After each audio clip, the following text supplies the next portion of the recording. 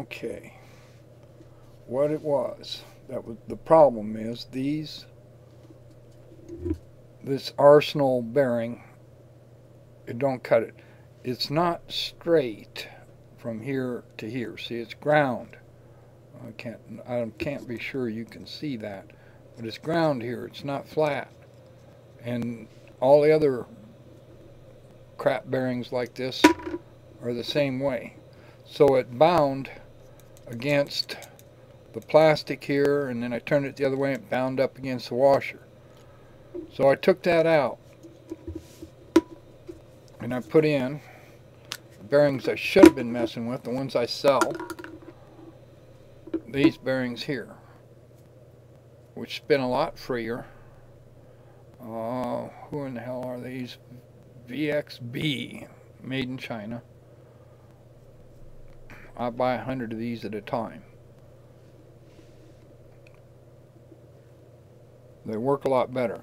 Now, that's metal cladded, rubber clad metal seal on both sides. You can pop them out. Put grease in there if you want, clean them, wash them, oil them. You can do whatever you need. These spin a lot freer. This is ground flat. It's flat. Crossed here, crossed here. No little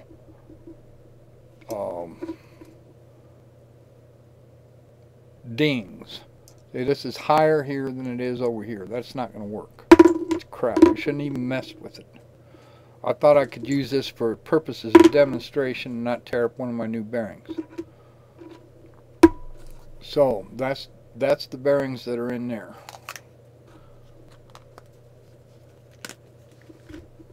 They spin free. Okay, this works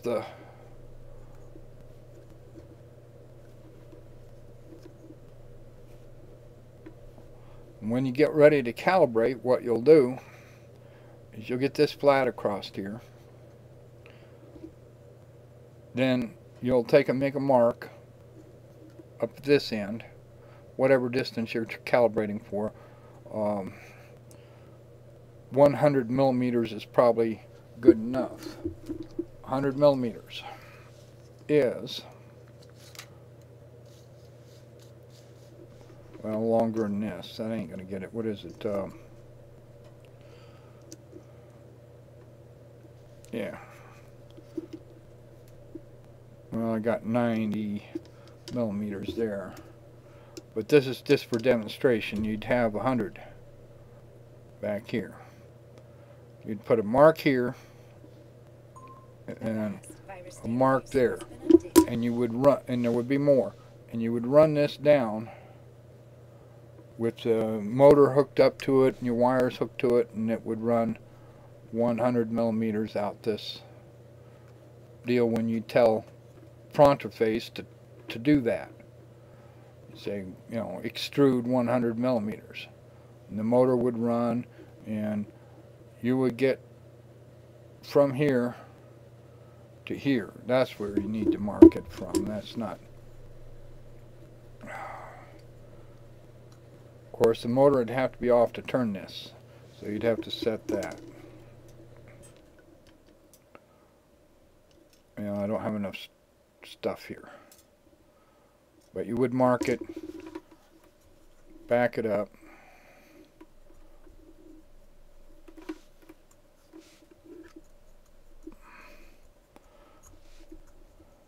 where it's flush. You'd have your 100 millimeter mark, which would probably be somewhere in here, and you would tell it to extrude, and this would come out, and it would come out exactly to 100 millimeters. Not, but that's the idea.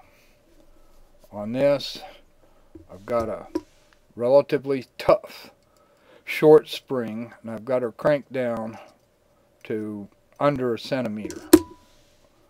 9 millimeters or something like that. That holds this against here without tearing great big chunks of plastic out of the filament. The filament needs to be have tooth marks in it, but it don't need to have this chunk. See, there's a chunk here. That's from spinning it against not moving.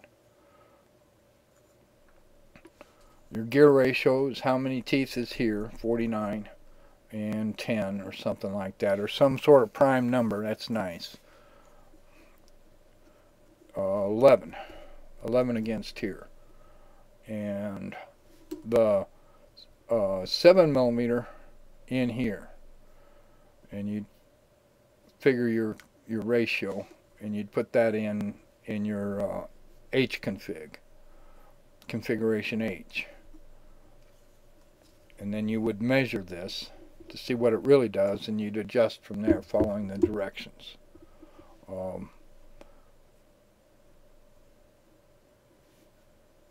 And that's pretty much it. I assembled this. I melted that in there. I didn't use the metric little M3 crap.